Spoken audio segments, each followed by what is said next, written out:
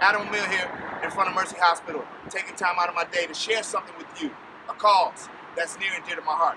Feed the Fight USA has been donating to local restaurants and hospitals, to doctors, to nurses, to those all on the front line that are risking their lives to save ours. Thank you to Regal Ideas and Feed the Fight USA for donating these N95 masks that I'm about to deliver.